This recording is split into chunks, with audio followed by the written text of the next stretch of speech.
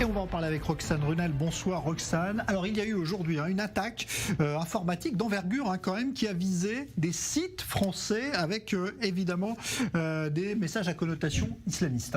Effectivement, cette vague de cyberattaques a en fait visé des dizaines de sites français, des sites d'associations, des sites de petits commerces, de mairies, de pharmacies, de campings ou même de sites donnant des recettes de cuisine.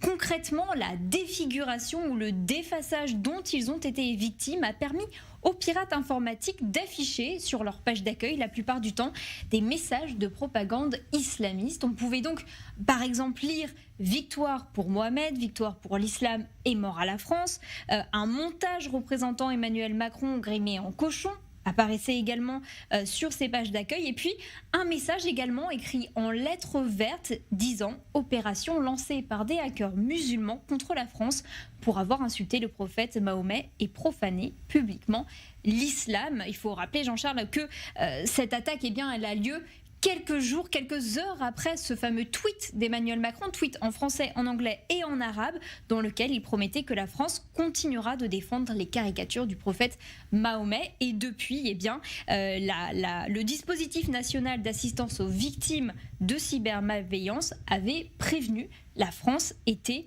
ciblée par des cyberattaques. Alors, est-ce qu'on sait justement, Roxane, qui est derrière cette cyberattaque ? Alors, ce qu'on sait, c'est que apparemment, ces cyberattaques proviennent du Bangladesh, mais il est difficile, à l'heure qu'il est, de savoir si les pirates informatiques étaient réellement basés au Bangladesh ou si le pays a simplement servi de relais informatique pour perpétrer cette cyberattaque. Ce que l'on sait également, c'est qu'il ne s'agit pas d'une cyberattaque d'un niveau technique très élevé. D'ailleurs, les sites qui en ont été victimes étaient peu protégés. Rien à voir donc avec, vous vous en souvenez peut-être, cette vague de cyberattaques qui avait frappé la France en 2015 après les attentats de Charlie Hebdo.